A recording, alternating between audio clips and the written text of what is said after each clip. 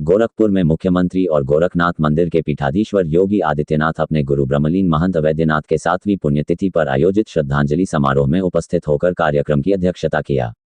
इस अवसर पर देश के विभिन्न जगह से आए हुए साधु संत महात्मा धर्माचार्य ने भाग लिया और राष्ट्रीय संत ब्रह्मलीन महंत अवैधनाथ के जीवन पर प्रकाश डालते हुए वक्ताओं ने उनके आदर्शों पर चलने की अपील की और कहा कि अवैधनाथ जी राम जन्मभूमि आंदोलन के नायक के रूप में सदैव याद किए जाते रहेंगे। यदि वह आज हमारे बीच होते तो अयोध्या में राम मंदिर निर्माण को देख बहुत ही खुश होते और उनका राम मंदिर का निर्माण का सपना पूरा हुआ। वे सेवा और समाज सेवा के रूप में सदैव याद किए जाते रहेंगे।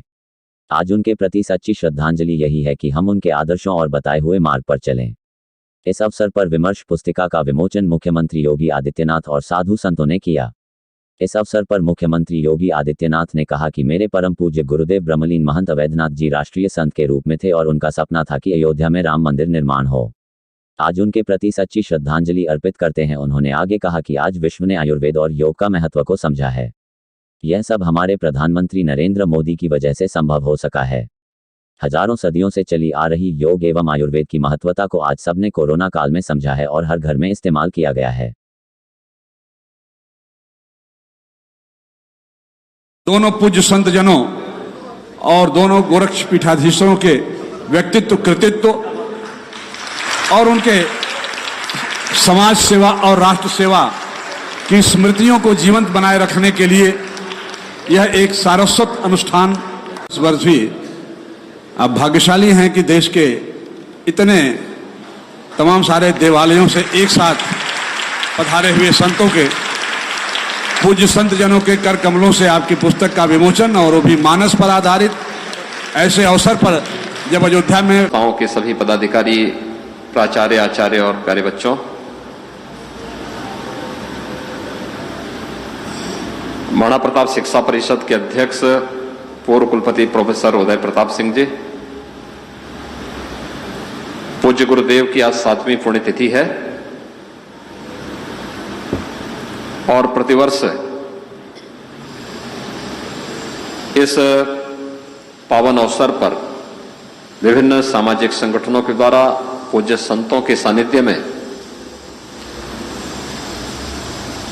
उन्हें यहां पर श्रद्धांजलि अर्पित की जाती है। हम सब जानते हैं कि श्रद्धांजलि का हेतु वैसे भी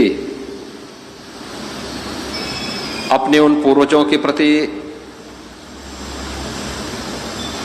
श्रद्धा व्यक्त करने के साथ साथ उनके आदर्शों से, उनके उस विराट व्यक्तित्व और कृतित्व से हम कुछ प्रेरणा प्राप्त कर सकें, कुछ प्रकाश प्राप्त कर सकें, इस हेतु होता है। और यही कारण रहा है, यह हमारा तो सौभाग्य है कि सनातन हिंदू धर्म में ये जो पक्ष है ये पितरों को समर्पित होता है, श्राद्ध का पक्ष माना जाता है। और इसी पक्ष में गोरक्षपीठ के आचार्य द्वय ने अपने भौतिक शरीर को छोड़ करके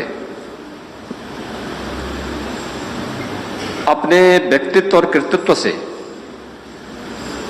न केवल गोरक्षपीठ के लिए, गोरखपुर के लिए, पूर्वी उत्तर प्रदेश के लिए, बल्कि संपूर्ण योगी समाज के लिए, हिंदू समाज के लिए, सनातन धर्म के सामने उन्होंने कुछ मूल्यों, कुछ आदर्शों की स्थापना की थी। उन्हीं को स्मरण करने के लिए प्रतिवर्ष गोरक्षपीठ की ओर से आयोजन यहां पर प्रतिवर्ष होता है। उसकी ताकत को आज दुनिया ने महसूस किया है। हां, वहां तक पहुंचाने वाला कोई इससे पहले नहीं था। इस देश को आभार व्यक्त करना चाहिए प्रधानमंत्री मोदी जी के प्रति, जिन्होंने योग और आयुर्वेद को एक वैश्विक मान्यता उपलब्ध कराने में अपना योगदान दिया। आज 21 जून की तिथि विश्व योग दिवस के रूप में मनाई जा रही है। योग हजारों वर्षों की विरासत है, लेकिन योग संस्थान गोरक्षपीठ में पहले से चलता है। ये मूलतः योग पीठ है। कोरोना महामारी के दौरान आपने देखा होगा कैसे कोरोना महामारी के दौरान आयुष काढ़ा, आयुष कवच, आयुर्वेद से जुड़े हुए वे तमाम नुस्खे जो व्यक्ति की प्रतिरोधक क्षमता को बढ़ाने की ताकत रखते हैं, रोग से लड़ने की ताकत पैदा करते हैं, इन सभी को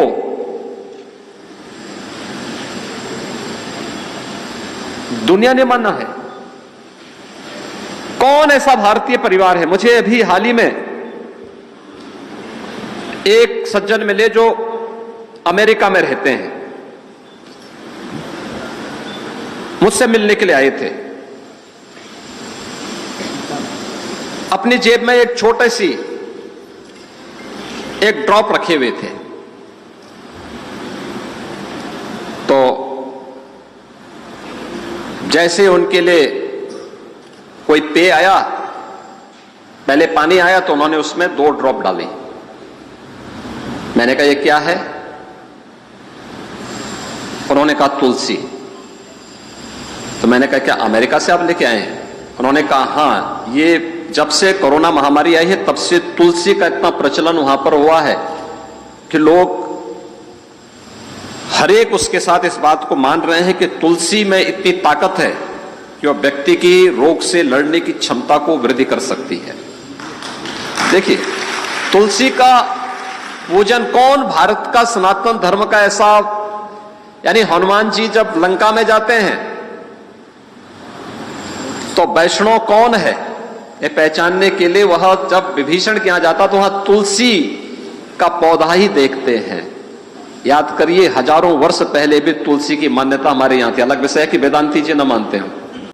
अगर इस गुरुतर दायित्व का निर्वहन अपने ऊपर कर ले तो मुझे लगता है कि संस्कृत और संस्कृति दोनों की भी रक्षा होगी, गोरक्षा भी होगी।